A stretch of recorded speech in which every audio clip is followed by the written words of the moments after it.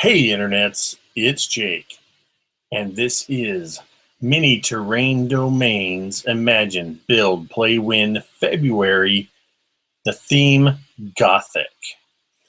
And this is the Imagine portion of the Imagine, Build, Play, Win, where we've already, as a community, helped to determine what the theme is going to be. And that theme was Gothic. And then for the community vote, we had lots of great ideas come in. And I appreciate that. I appreciate everybody participating and helping to, I'm gonna switch cameras here a moment. There we go. I appreciate everybody submitting their ideas and helping us to figure out just what the next terrain build is going to be. Like I said, there were a lot of great ideas, and I put those up for community vote, and the one that was chosen by you, the community, by an overwhelming number of votes, initially at over 40% of the vote and finishing at around 30% of the vote, was the rooftop battle, with lots of unique rooftops and balconies and falling dangers. And what I think is going to prove to be kind of the centerpiece of this build is a church bell that whenever it rings signifies something. So that's what we're going to figure out. I've got the chat open, and in just a moment I'm going to start sketching out some ideas. I already have a general idea of how this terrain is going to go. And then we'll start to figure out kind of together what the actual encounter is going to be, what the terrain is going to look like ultimately, and how everything will kind of function.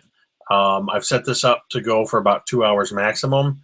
It may not need to be that long. About an hour, hour and a half, 2 hours if we need it. I tend to get rambling. But if you have any ideas and you're watching on YouTube live, you can put them in the chat right there to the right of the live stream. Or if you're on mobile, I think it's down at the bottom. You can click live comments. And go ahead and submit your ideas and thoughts as we get going. So, without further ado, let me switch the camera back to the tabletop here, where I will be doing my drawings. So here is my tabletop, my custom graph paper, and one of my favorite Murado Black Warrior 2HB pencils. So, if you remember, last month, the theme was winter, and we built the Stonefrost Crossing, encounter at Stonefrost Crossing, and I went 20 by 20. And it was a complete unified build, and that was huge. I got lucky that the guy who won the terrain actually lives north of me just a little bit, so I didn't have to ship it. I also wasn't able, because of potential shipping costs, to make it available to international. The way I'm going to design this one is in a modular way, and it's going to be very lightweight, so everything should fit nice and neat into a lightweight box. So for now, I'm tentatively saying that this will be open for international competition. And in case you don't know what I'm talking about, after we design this, I'm going to spend the next 2 weeks building the terrain that we design here. And then I'll probably do at least one live crafting session. Last month I had some technical difficulties with computer availability and things like that. Anyway, this time around we'll do some live shows and at least 1 or 2 live crafting session where I'll take additional questions on techniques I'm doing, things like that. I see we've got I don't know if I'm going to say this right, Prupra, and my buddy Hamanopi. Greetings. Thanks for watching. Anyway,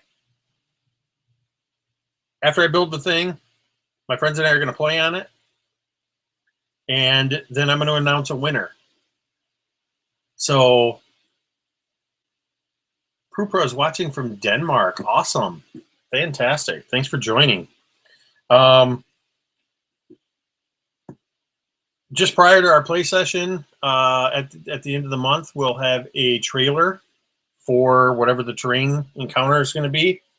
And during that trailer, or rather in the comments of that trailer, you'll be able to leave a comment, and then I will draw a winner from there, and you will win the actual encounter. So that's a whole bunch of me talking and you staring at my hand moving around on a piece of paper here. So I'm going to switch so I can see the comments. And here's what I'm thinking. And I'm actually going to do something here real quick with some pieces of scrap foam core that I have here, just to give you an idea of what I'm thinking. So I'll just do some quick rough cuts. And maybe even let's go like this, because who knows what we're going to end up designing. But this is to give you an idea of where I'm going. Now, of course, the theme this month was Gothic.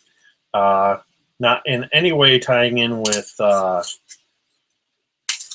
February so much as I just know that Wizards of the Coast is coming out with their Curse of Strahd Gothic Ravenloft type setting next month, and I thought, let's go ahead and go with the Gothic theme.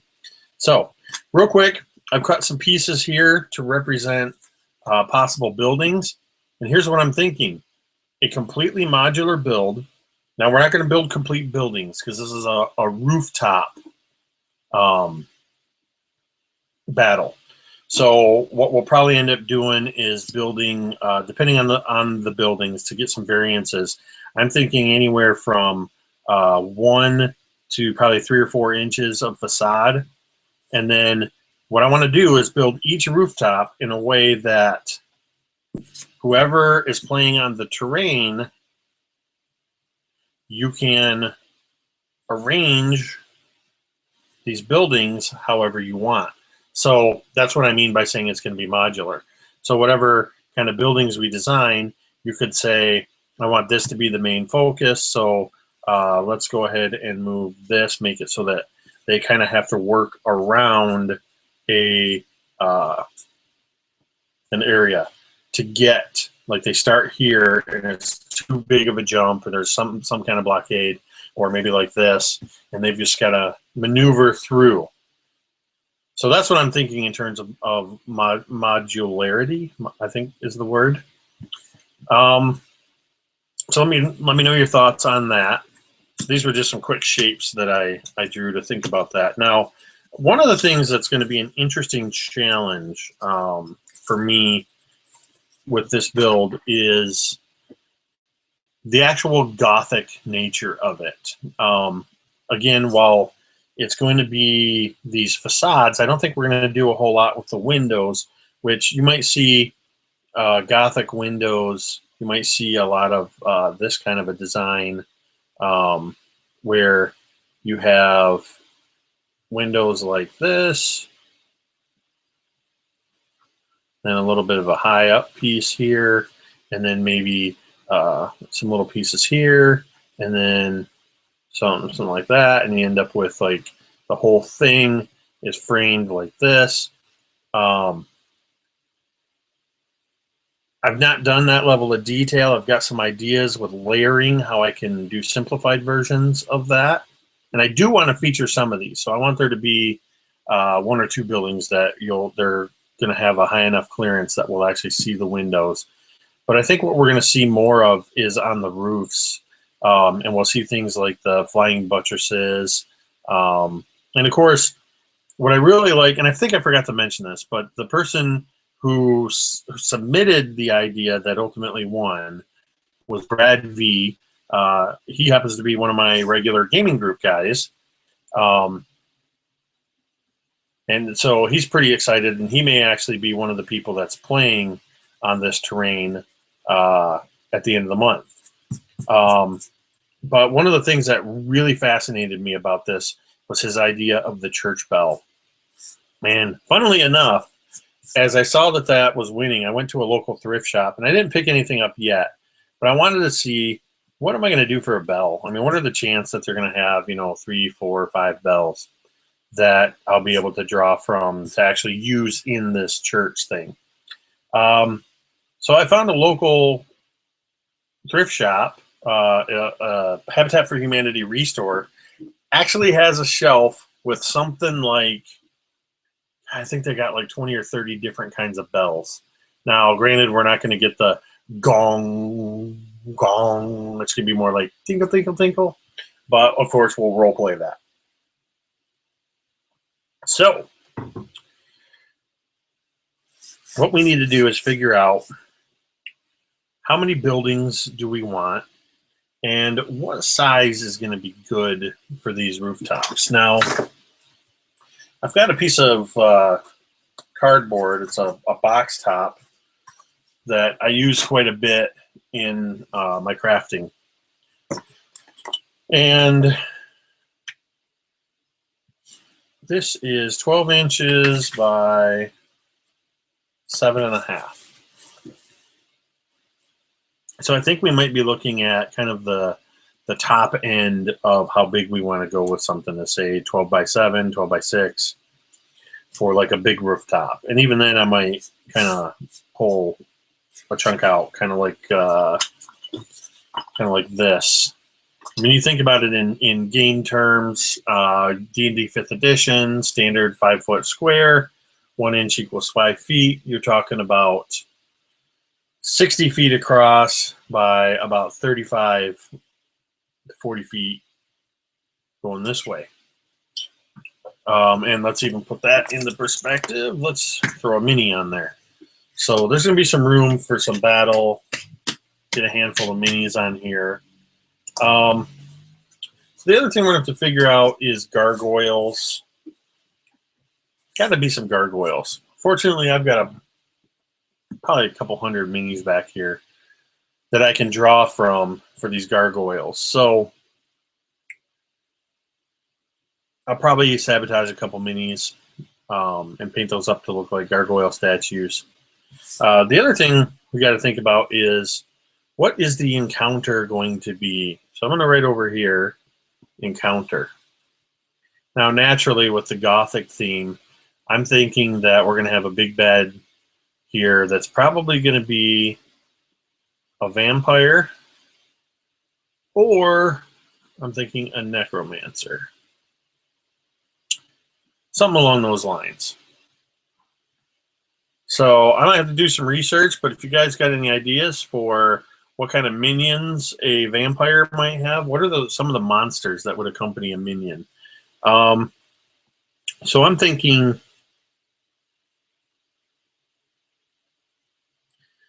because this isn't going to be all one unified piece, the number of, or rather the size, isn't going to be ultimately all that important. So I think, if I remember correctly, we're looking at 4 inches per square approximately. So that's 40. I don't want to go that big. So on our big side, we're looking at about 3 inches, about 12. Okay. So one of the things I want to do, 4, 5, 6, 7, 8. And then we'll go. So we'll start off with a square. So this is not going to be exciting if it's just a flat square. So let's kind of flip that up on its end here and think, what could this look like? So the square building, I think, is going to be a little bit lower. So I'm going to call it in at about, an inch. And then what we can do is maybe give it some kind of go another inch up, and maybe there's some kind of a almost like a what do you call that? Balustrades? I don't know if that's right, but these kind of crenellations, almost like a castle, and then maybe we could punch out little holes. Kind of almost looks like a crown. And then, maybe there's even something up here. I'm thinking like in Assassin's Creed where they have, I don't know, like a pigeon house or something. I don't know, we'll have to visit that, see if we do anything there. So rather than, let me back off doing just the shapes. I'm thinking, I know we're going to have something, probably our biggest structure we're going to be looking at is going to be something like, so we'll have something like this. Then we'll go in a little bit, because we're going to have these flying buttresses. And then what I'd really like to do, and this is going to be like for the church piece, is maybe what we're seeing is, yeah, we'll go something like this.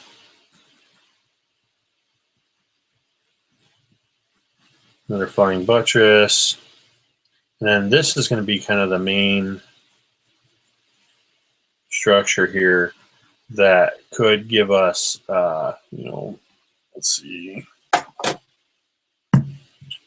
That's too big.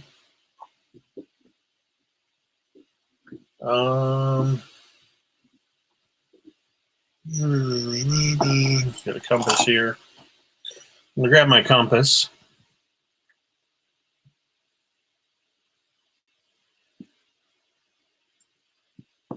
And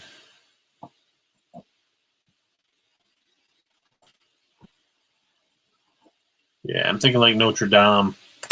So I have to come up with some way to do this cool, like, with like patterns and stuff. But this basically going to be, I'm not going to do it that simple, but a stained glass window.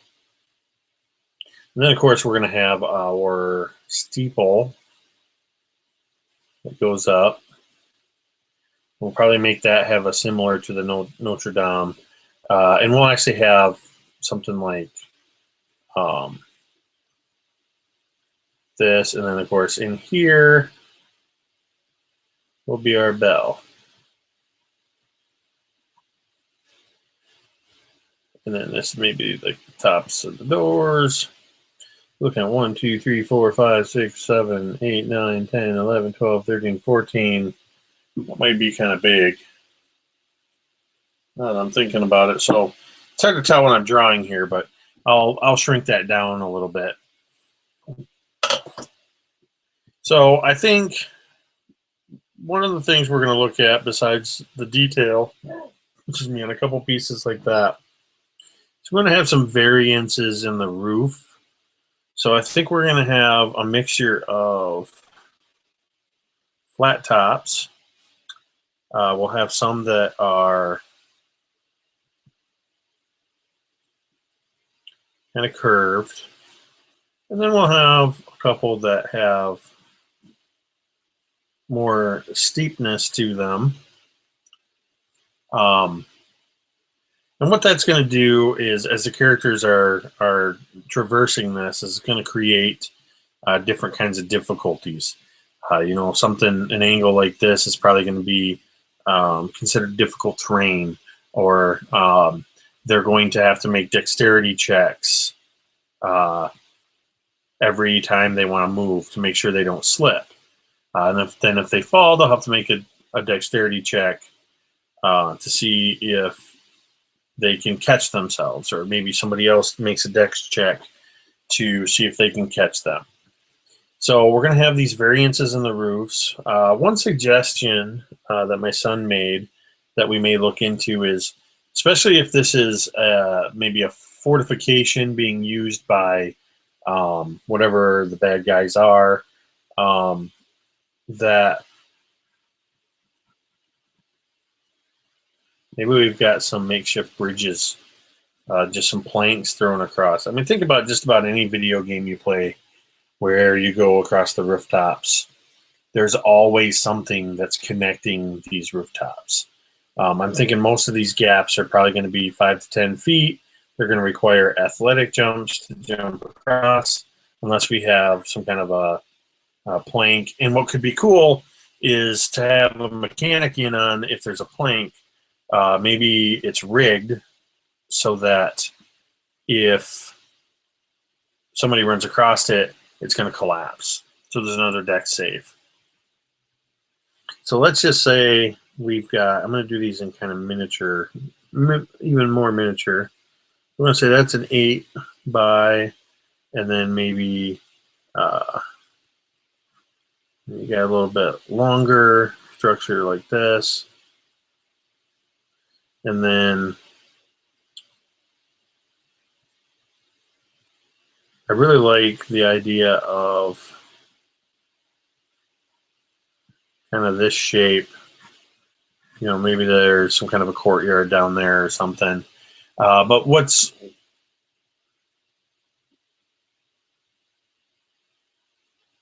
can oozes be territorial in nature? I like the idea of urban rooftop oozes coming out in humid weather. Well, that's interesting because one of the things I'm thinking about for this is having there be that it's raining, just to add an element of difficulty to traversing the rooftop. I'm going to write oozes down because if it's raining, there's going to be puddles everywhere, and maybe the PCs aren't going to think about checking as they're going. So instead of like on this rooftop here, I was talking about, you know, what are we going to put there? Maybe there's some puddles, and I'll, you know, if I put some puddles in a way that wherever their major point of egress is, like if there's a bridge or something, and if they don't check it, then they end up stepping into a ooze.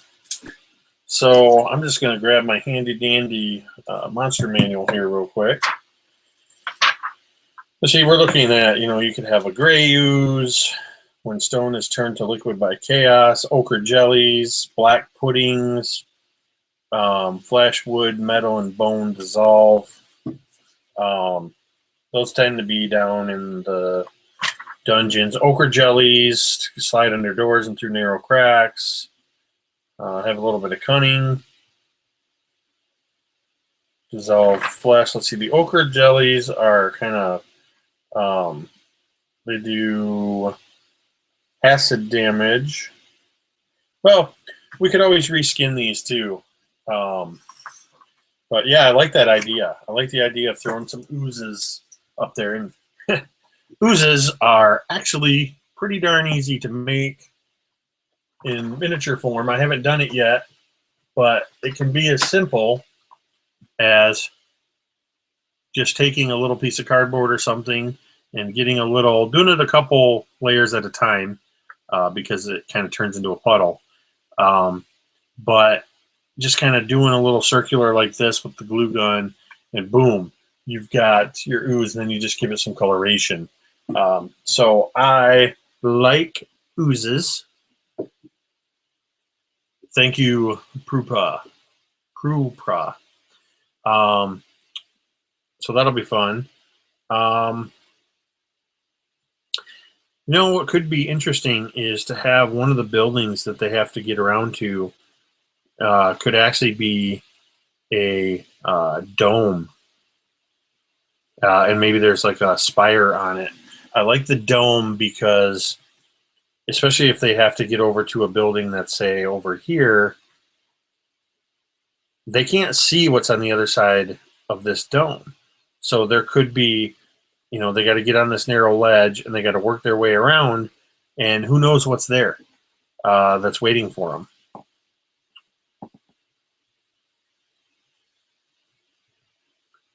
I'm trying to think of other interesting shapes.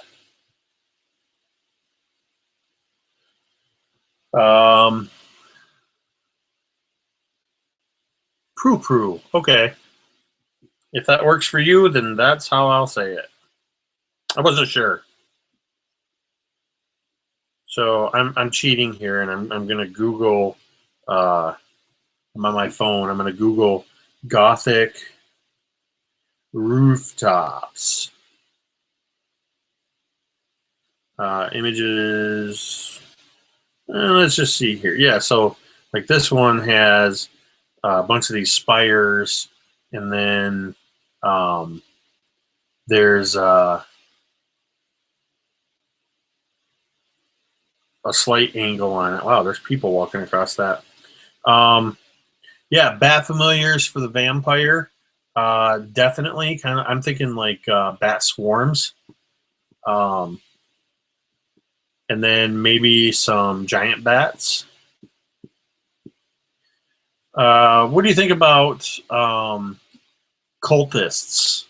I could basically just kind of use the dragon cultists from Horde of the Dragon Queen and reskin them as vampire cultists, but that could give us some give the PCs some people that they've got to cut through to get to the vampire himself. So the other thing I'm wondering is, so this is an interesting picture that kind of shows some different types of rooftops. So I'll have plenty of stuff that I can reference in terms of, if I want to do these like the dome or whatever it is I'm going to do here for the actual style. Any particular style of rooftop or other rooftop hazards that you would like to see, leave them in the comment in the live chat, and I will consider those as well. So I think we're going to be dealing with, from the looks of it, we're going to be dealing with a lot of these spires and stuff like that. So I'm going to try some techniques. I've got some bamboo skewers and toothpicks that can be used for like the aerial kind of things. So it'll be interesting to see what I can come up with to kind of give some of these Gothic structures. Oh, lobster. Loose tiles. I like it. I'm going to write that down over here. So you're saying like as they're running across the rooftop, part of the like a ceramic tile, roof tile or something, that they come loose, and then there's another dex check.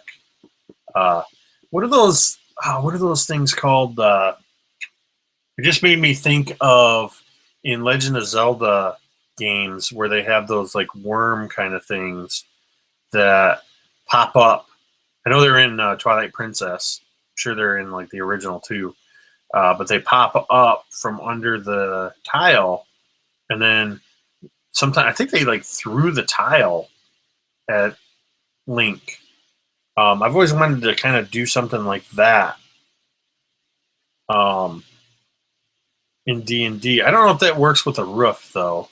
The tiles definitely the loose tiles. I mean, just my babbling about this Zelda style monster. But the loose tiles, I like it. Yeah, and I like the way you're thinking with that, and even with the uses to a certain degree, they're more environmental hazards as opposed to, hey, we're on this rooftop, and we've got to fight through hordes of goblins or orcs or vampire spawn or ghosts or zombies or whatever. It's more like there's a series of hazards. So I definitely like the idea of having gangway traps, just in case we use that. The idea here with the plank going across.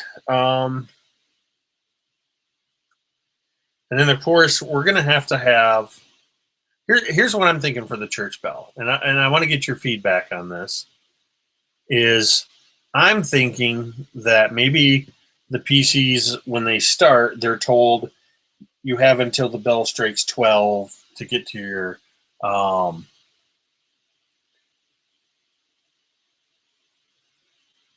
yeah, I like that.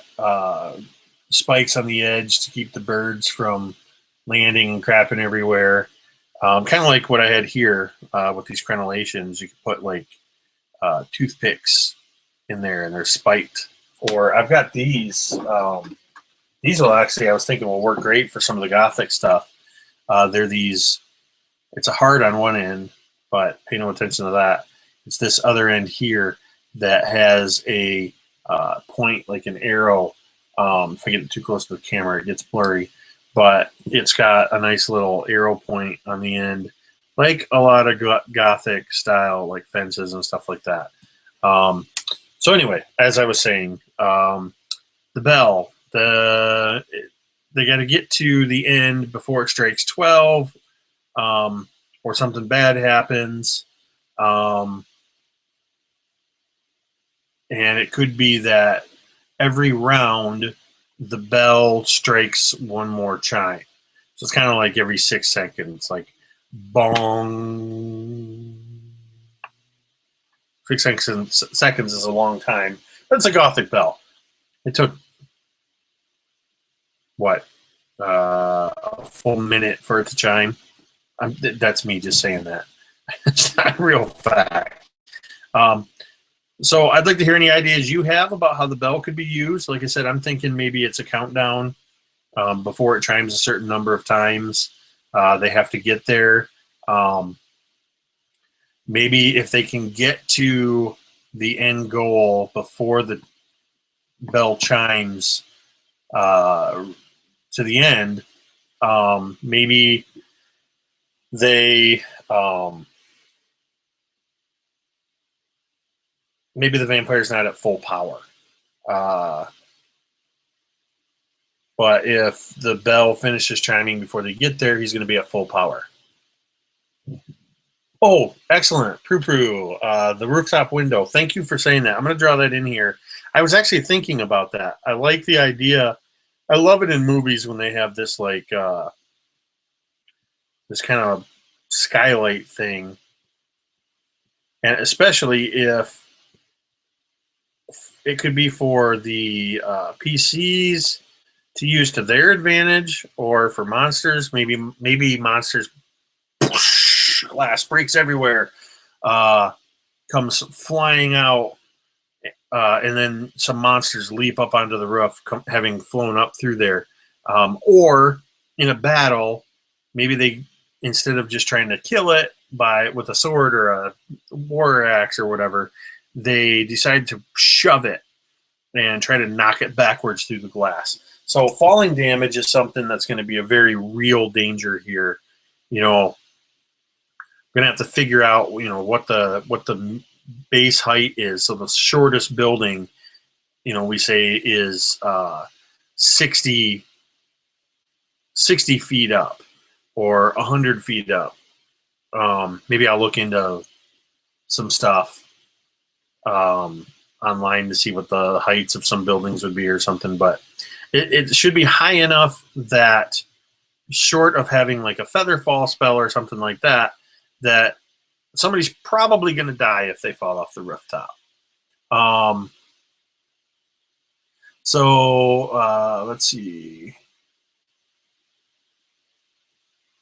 Bob Stark, maybe the bell can be used not only in the way you're describing, but if the PCs arrive before the tolling ends, whoever's ringing the bell will assist somehow. Get here late, so I'm lost in what you guys are talking about. All right, quick refresher for people just coming in.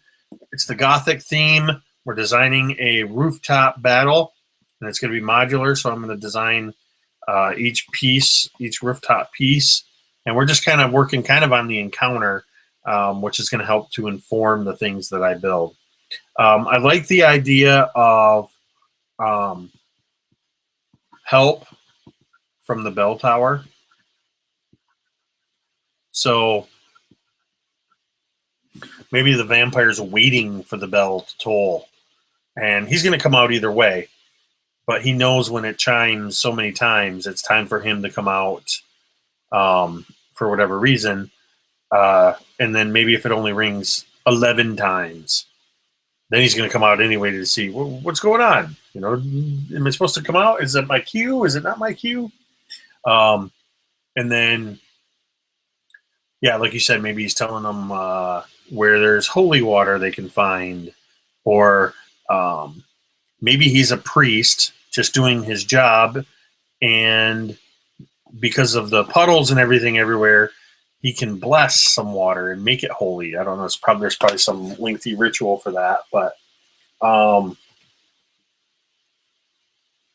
yeah, I like that. I like the idea of whoever's ringing the bell giving them help.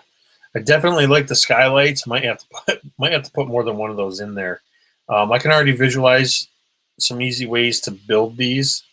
I've got some thicker clear plastic sheets that I can then use some matchsticks, I think. In fact, I got one here.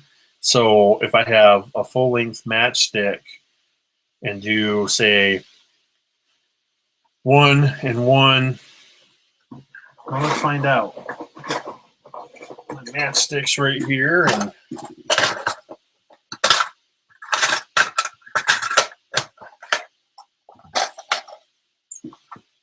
what if you use the bell as a spawner? You mean like every time it rings, new monsters are spawned?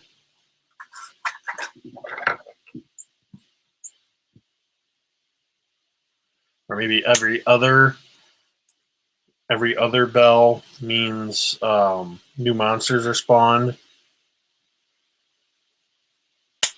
Or maybe they spawn within a certain range of where the PCs are. Okay, I like that.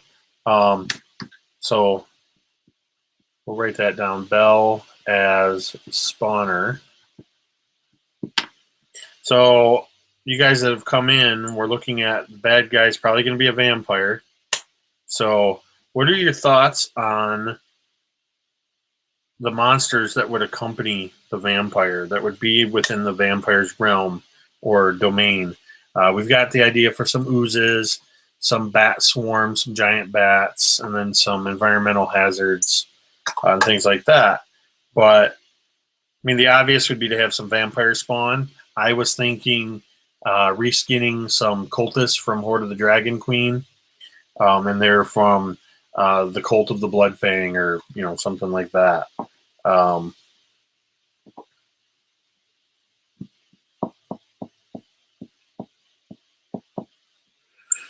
Just going to see what the size looks like here. If I do these out, matchsticks on plastic to represent the skylight, and we end up with individual panes kind of about this big, and the panes will be delicate enough that if somebody falls through them, so here's, yeah, each one's about person sized. This is our master archer here. So yeah, I definitely like the skylights. Fantastic. All right, I'm thinking we don't want to have more than a couple of monsters or whatever per rooftop, and you're going to have a big battle on whatever the main rooftop ends up being, which is probably going to be like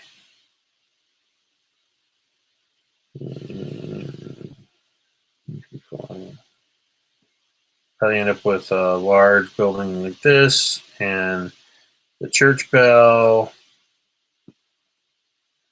and then maybe that's where they face off. Maybe at the end of it is a larger part that has a flat roof, and that's where Big Bad is. Yeah, I mentioned that. Can you do stained glass? I definitely want to do that for the facade. Whatever this church building is, it's going to be the tallest building, I think. So I definitely want to do some stained glass that's visible. I'm not sure yet how I'm going to do that. probably use that same plastic and do some coloring. I'd like to not cheat and just do, print out some design and put it behind there. Time may force me to do something like that. I want to have that as kind of a ace in the hole. But so we're looking at, let's say 1, 2, 3, 4, 5. I think 6. How many did I make in my? This was kind of, for those of you that just kind of coming in.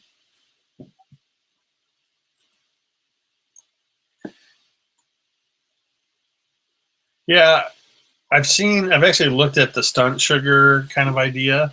I'm concerned a little bit about the durability of it because this is something that ultimately somebody's going to win, and I'm going to have to send it to somebody.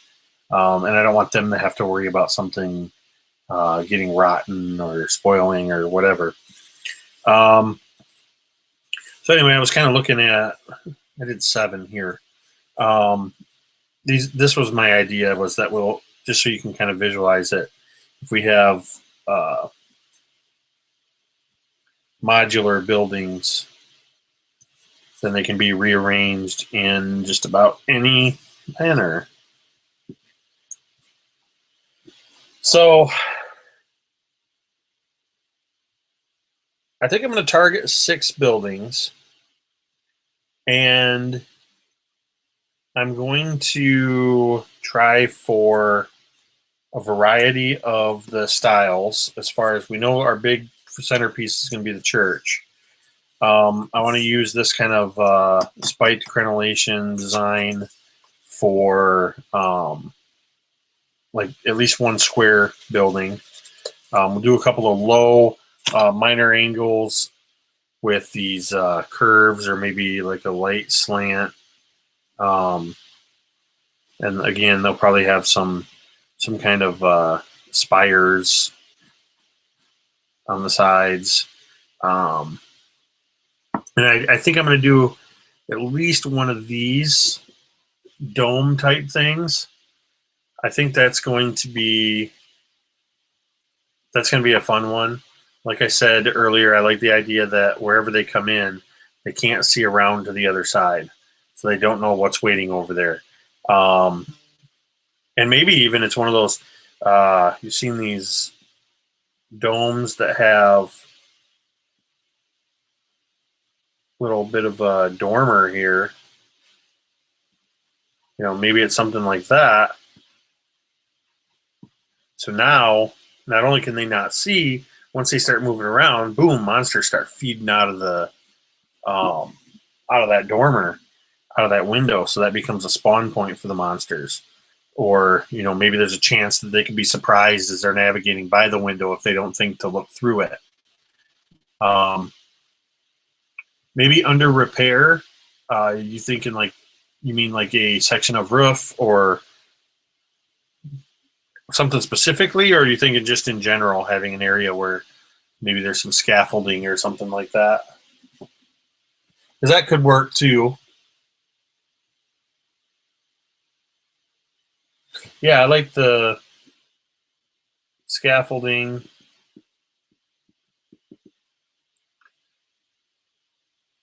I think I could come up with something with the bamboo skewers, and I actually got a really good reference for this. There is a Methodist church right here in my town that's kitty corner from the house I grew up in.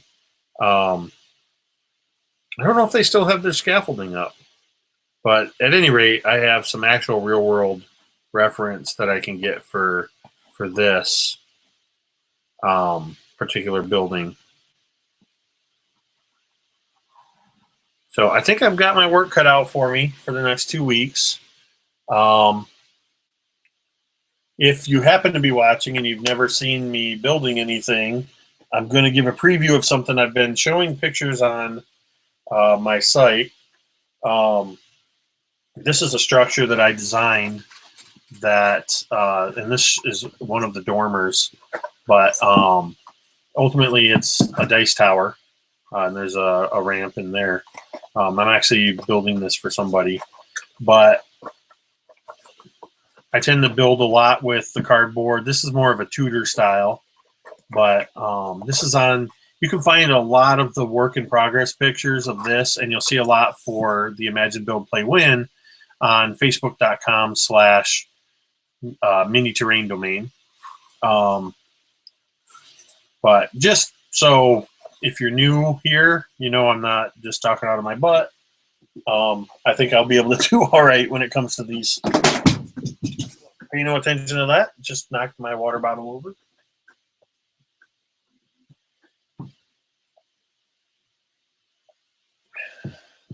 Okay.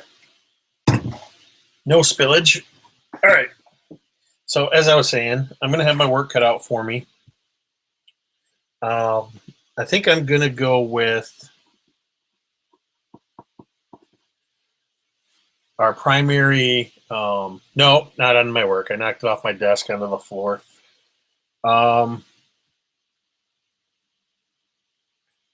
Yeah, I think I'm going to go with a couple different degrees of cultists, and I'm going to have to figure out encounter-wise, especially if we're adding in oozes in certain places, because we definitely don't want it to take too long to maneuver across, but we want it to be enough that some of these environmental hazards and the enemies and whatnot are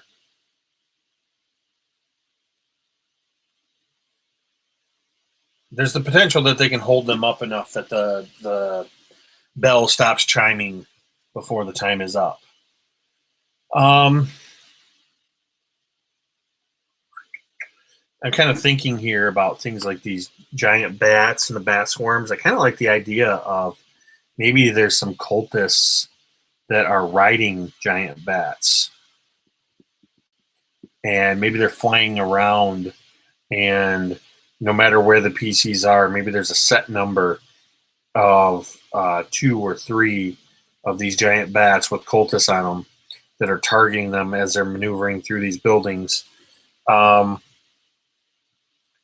then, so that's one of their hazards they've got to get past. We've got our oozes, the loose tiles, potential gangway traps, which could also translate to scaffolding traps. The scaffolding has, I think, could serve a multi-function that if, say, we're doing something along the dome here because they're working up here, maybe the PCs or the monsters decide they want to go over. Poo-poo, thank you for tuning in. Glad you could join. And thanks for subscribing and just watching what I do. Have a good night.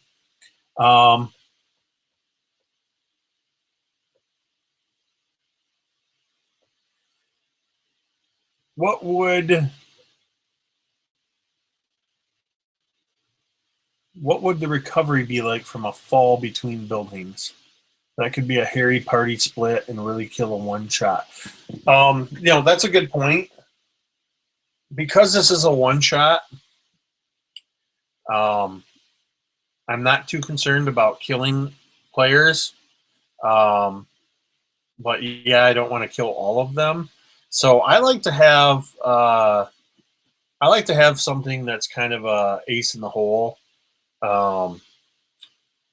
A little, maybe you could call it a little bit of a Deus Ex Machina kind of a thing, but maybe almost like there's a couple games that do that where, like, if you slip and fall, it's like, well, nope, you get some last minute save. But I'm thinking it's not so much a save as it is out of the frying pan and into the fire. I would definitely give them dexterity saves for trying to, catch the ledge. But I'm thinking maybe they get one, if you fall, it's like, oh, okay, well, I died. Well, no, you didn't, because there just happens to be one of the minions. It's a giant spider, and it shoots a web out, and now you've got to try to escape from the web. or maybe one of the flying bats catches you in its claws and it's going to take you, and you got to try to escape. And then it becomes a little more dangerous. There's still that falling danger because now you're even higher because you're flying above the rooftops, and you got to try to grapple up on top of the bat. But if it happens again, they're probably going to die. And obviously, I don't want to run a 20-minute one shot, but there's a potential that they could all die.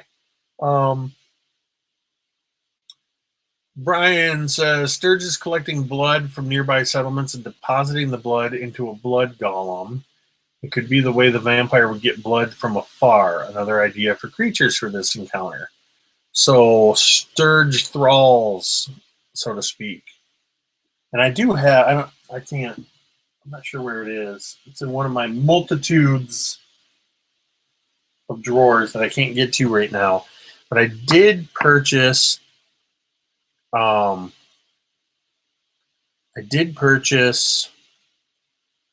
Gothic blood fountain from the craft store around Halloween. So I like your idea, Sturgis collecting blood. And what's cool is DM Scotty just recently had a video within the last few months on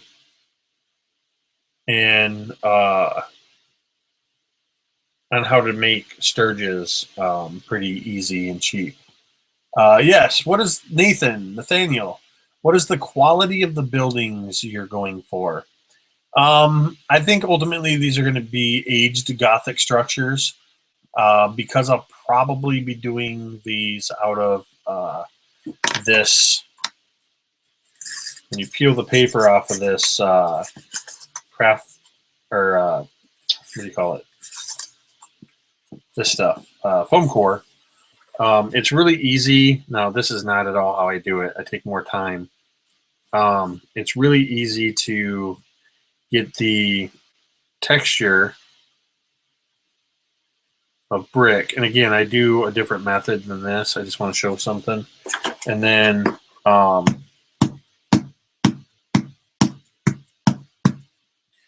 so it could have that older look. I actually kind of don't like that now that I just did that, because I use that technique for castle bricks, and it gives it a little bit more of a rough-hewn look. So maybe I would leave it smooth for the Gothic. And then, again, there could always be little cracks in it. Again, this is not... Some other pencils here. Where'd they go? So little cracks, little things like that. I'll do some research on that so that I can be a little accurate with it. But I don't know that there's necessarily it's going to be ruins or anything like that. So it's not going to be crumbling. Tactical Nerdist, you say video. Are you requesting a video on the stone structure or on the brick texturing? Oh,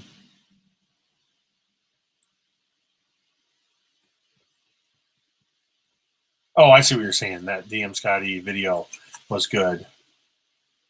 Sorry, I'm skipping around on the questions. Yeah, this Dollar Tree foam core. If you're at all interested in doing crafting of any kind of this kind of terrain stuff, I highly recommend it. I just picked up 5 sheets. They're 20-inch by 30-inch. It's $1 a piece for it. And it does so many different textures. I use it for stucco and brick. You can curve it if you're careful. You can heat it up in hot water and it'll bend easier. It takes markings from pencils really well. My technique I don't have it in front of me right now. I actually usually score with my X-Acto blade and then trace bricks with my pencils. I don't know. I like the idea of having it starting to decay so you could have environmental hazards of falling blocks.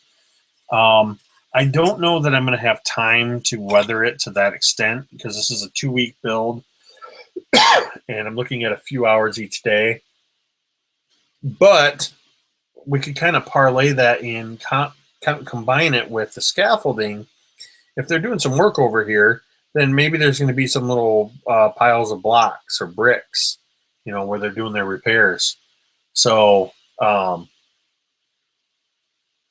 we could incorporate that into it. Thanks, Lobstar, for stopping by. I appreciate it, and thanks for your suggestions. So yeah, I really like that. So here's what I'm going to do. Because there's not a whole lot more I can do to add on here, and I think we've got some really good ideas for the encounter itself.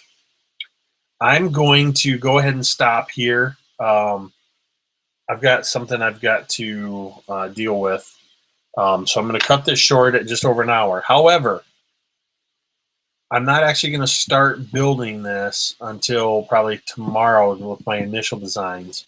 So when the stream ends, or if you're watching this as a recording, please continue to leave any suggestions you have down in the comments of this video. And I constantly check my phone. I'm constantly checking the comments. So I will see those and possibly be able to incorporate those into it. So just a quick overview in case you missed out or you tuned in or you skipped around, whatever. This is the Gothic build for Imagine, Build, Play, Win from Mini Terrain Domain. The best thing you could do is, if you aren't already a fan of the Facebook page, head over to facebook.com/Mini Terrain Domain and check it out. Give us a like, and you'll stay up to date on all this stuff. In about 2 weeks, so over the next 2 weeks, I'll show in progress pictures of the build. I will show probably. You'll need to unlock your iPhone first. Okay, Siri thinks I'm talking to her. I'm going to show. I'm going to do at least one live show probably in the next week or so, maybe next weekend, where I'll just kind of turn the camera on while I am actually crafting. And we'll do the same thing, live Q&A, that kind of thing. But at the end of the 2 weeks, I will do some glamour shots, take some pictures, do some glamour shots, and film a tutorial. No, that's not what I meant. Not a tutorial. I will do tutorials, but I'm going to do a trailer for the play session where my friends and I are going to play on this. And in that trailer, you will be able to leave a comment and have a chance. You'll be entered into a drawing to win the terrain that I've built here after we play on it. Like, I will actually put it in a box and I will mail it to you, and you can play this adventure with your friends or use it however you want in your game, or you can put it on a shelf and display it, whatever you want to do. So I want to thank everybody for watching. We've had a lot of really good suggestions that came in. I really appreciate everybody being involved. That's what I really like about this whole Imagine, Build, Play, Win, is that it's not just me. It's you, the community, helping out. You're hanging out with me. You're helping me to come up with the ideas for the encounter, giving me some ideas for the build. And my goal is to build what I want and what you want as a collaborative effort, because that's what this gaming is all about. Collaborative storytelling and imagining together. So I want to thank you for watching. Give us a like, subscribe, tell your friends about it. And remember to stay tuned for your chance to win. And remember our motto is Imagine, Build, Play, Win. And of course, my sign off is Mitted. Thank you.